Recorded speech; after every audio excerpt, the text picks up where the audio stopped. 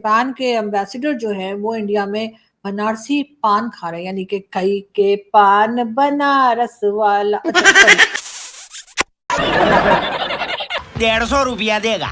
India की value वहाँ पर है, हमारी क्या वैल्यू है पाकिस्तान की? कि बाहर कंट्री में हम चले जाते हैं, हमारी कोई वैल्यू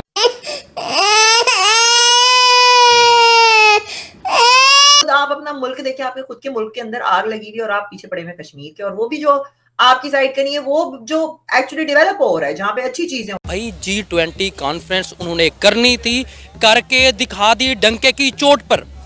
आपको 1 साल से पता था, आपने झक मारा।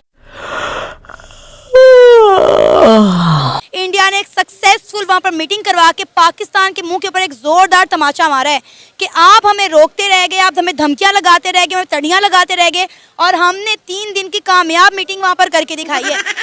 तमाचा नहीं मारा उन्होंने, ऐसा करके ना, ऐसे जनाटेदार थप्पड़ कहते हैं इसको, वो मारा है उन्होंने।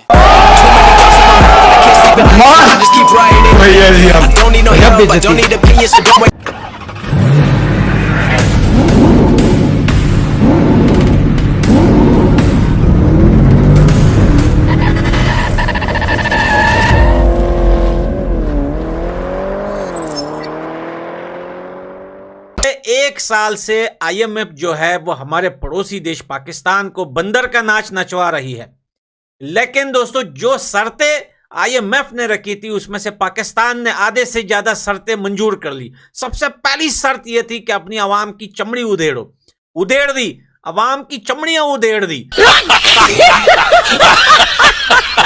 बिलावल भुट्टो साहब,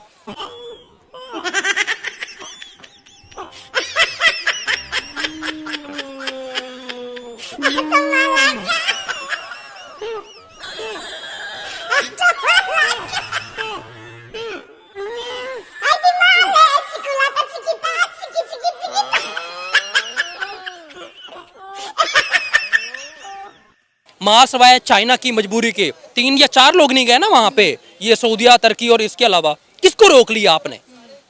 इसको आप खारजा पॉलिसी कहते हैं। इंडिया में गए, जयशंकर ने बिठा के आपकी दुर्गत बना दी, उधर ही बिठा के घर बुला के वो रगेदा आपको कि आप टेररिज्म की फैक्ट्री चला रहे हैं। आपकी सारी तवज्जो, पूरा फोकस सारा यही है, इसको जेल में डालना है, उसको निकालना है, इसको पार्टी से तोड़ना है, उसको फलां करना है। आईएमएफ की किस्त आज तक नहीं आ सकी। खारजा अमूर पे ये बुरी तरह नाकाम जा रहे हैं, कुछ भी नहीं कर पा रहे हैं। G20 कॉन्फ्रेंस से मतलब ये है कि एक दरवाजा खुल गया इंडिया के लिए वहां पे लोगों को लाने में। वहां के लोगों ने रेजिस्ट तो किया, लेकिन वहां पे फोर्सेस इतनी थी, 6 लाख से ऊपर फौज तो उन्होंने मकबूजा कश्मीर में जमा के रखी हुई है। सर, उन्होंने अपनी सारी फोर्स जो है वो उन्होंने विड्रॉ करवा ली है। अभी जो वहाँ पे फोर्सेस हैं वहाँ पे उन्होंने सिक्योरिटी पर्पस के तहत लाई, क्योंकि उनको बहुत ज़्यादा थ्रेट थे। थ्रेट भी उन्होंने पाकिस्तान ने दिए। बिलावल भुट्टो जरदारी ने इंडिया में बैठ के इंडिया को धमकी दे दी कि भाई आप यहाँ पर G20 मीटिंग करके दिखाएं, हम आपको एक ऐसा करारा जवाब देंगे कि पाकिस्तान आपको ऐसा जवाब देगा कि इंडिया हमेशा याद रखेगा। मैं उतरता हूँ तो कांपे टांग जाती है, तेरी आंखों को पढ़ता हूँ तो कांपे टांग जाती है। तो धमकियां तो पाकिस्तान ने भी देने में कोई कसर नहीं छोड़ी, लेकिन उसके बावजूद भी इंडिया ने एक सक्सेसफुल वहां पर मीटिंग करवा के पाकिस्तान के मुंह के ऊपर एक जोरदार तमाचा मारा है कि आप हमें रोकते रह गए, आप हमें धमकियां लगाते रह गए, हमें तड़ियां लगाते रह गए, और हमने 3 दिन की कामयाब मीटिंग वहां पर करके दिखाई है। तमाचा नहीं मारा उन्होंने, ऐसा करके ना, ऐसे जनाटेदार थप्पड़ कहते हैं इसको, वो मारा है उन्होंने। भाई धमकियां दे दें, वो जो गरजते हैं वो बरसते नहीं।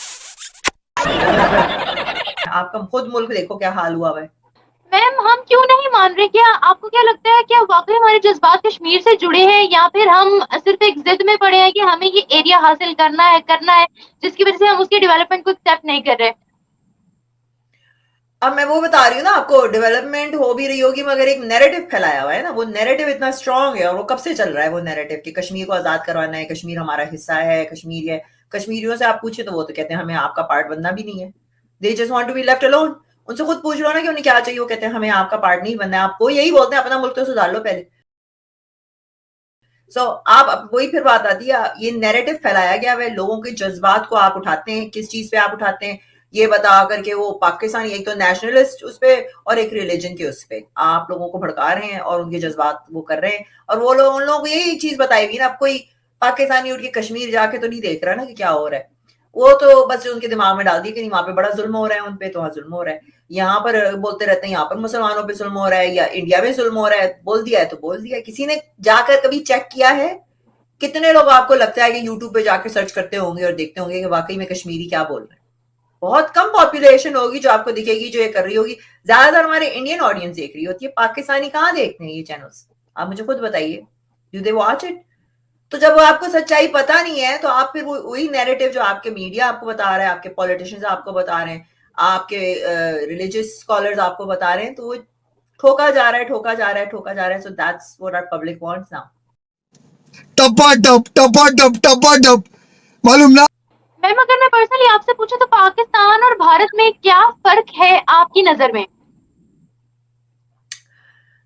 ऑनेस्टली स्पीकिंग देखें, पाकिस्तान में जो है, जो आपका पाकिस्तान बना गया था, it was obviously made for because आप एक इस्लामिक कंट्री बनाना चाह रहे थे, राइट? नाउ अब आप अगर इस्लामिक कंट्री बना के चल रहे हो आगे, तो you are always going to hit a ceiling हर चीज में, चाहे वो प्रोग्रेस हो, चाहे वो औरतों की प्रोग्रेस हो, चाहे वो डेवलपमेंट हो, चाहे वो इकोनॉमी हो, जो भी होगा आपकी वो जाकर एक सीलिंग पे जाओगे, इससे ऊपर आप फिर जा नहीं सकते। Whereas इंडिया में कोई ऐसी सीलिंग नहीं है, इंडिया में डेमोक्रेसी चलती है। Democracy means it's equal for everybody. ये बड़ी अच्छी बात कही आप पाकिस्तान में जितना बोल लो डेमोक्रेसी चलती है, it is not a democracy. वहां पर आप शरिया लॉ भी जब चला रहे हो, आपको पता है there is other people that are running the country, और फिर आप कहते हो कि डेमोक्रेसी। हाँ, इलेक्शन हो जाते हैं, but there is no one system running that country. Whereas अब इंडिया को आप देखो, वो स्टेबल चल रहे हैं। जब से उनकी ये सारी सिस्टम स्टार्ट हुआ है, they have always had a democracy, they have always adopted to that, और वो एक स्टेबल चीज चल रही है। हमारे पास 5 साल कोई कंप्लीट नहीं करता है, तो आप वो देखो ना, एक चीज को चलाना पड़ेगा आपको। कंसिस्टेंसी इज द की, जैसे कि यूट्यूब है, कंसिस्टेंसी इज द की। अगर आप वीडियो डालना छोड़ दोगे तो आपकी वो सारी चीजें जो तबाह और बर्बाद हो जाती है, सारी मेहनत खराब हो जाती है।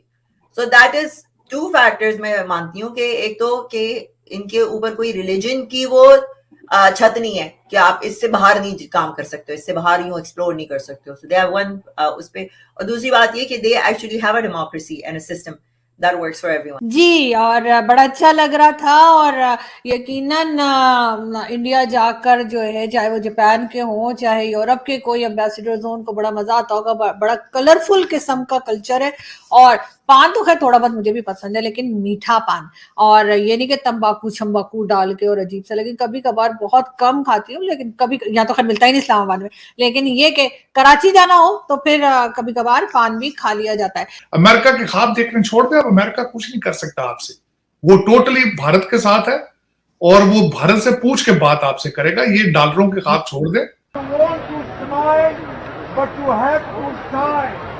When fear is putting you down a bit, rest if you must, but don't do quick, but don't